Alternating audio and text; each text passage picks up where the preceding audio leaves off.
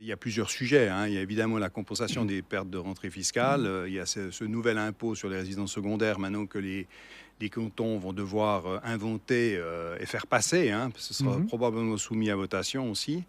Donc il y a pas mal d'enjeux qui vont être pour combler ces 1,8 milliard dont on parle de pertes fiscales. À contrario, s'agissant des investissements, j'ai cru comprendre aussi que la loi n'interdisait pas toute déduction, Mmh. mais un certain nombre de déductions qui sont vraiment du pur entretien, je dirais courant, mais que certaines déductions seront encore possibles pour des travaux un peu plus importants. Et puis effectivement, on s'attend quand même, à ce qu'il y ait un boom des rénovations en 2026-2027. Mmh. Ça, c'est certain que les gens vont Un profiter. effet d'aubaine, là, il faut en profiter, disons, Le avant le Ouais, changement de alors le système. phénomène, l'effet négatif de ça, c'est que s'il y a un boom de la demande, il va y avoir une augmentation des prix. Mmh. Bon. Mmh.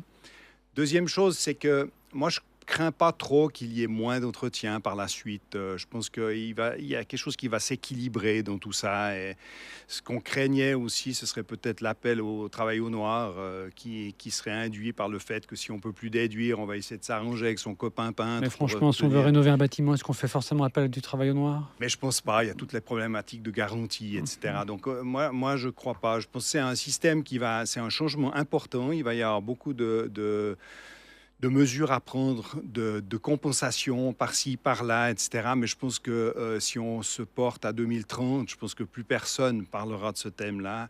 Parce qu'en réalité, l'impact économique entre l'inconvénient de ne plus pouvoir déduire versus l'avantage de plus avoir cet impôt fictif vont se compenser l'un l'autre. Et moi, personnellement, j'estime que la pénurie de logements en Mmh. Suisse est un sujet beaucoup plus Mmh. sensible et beaucoup plus grave que le problème de la valeur locative.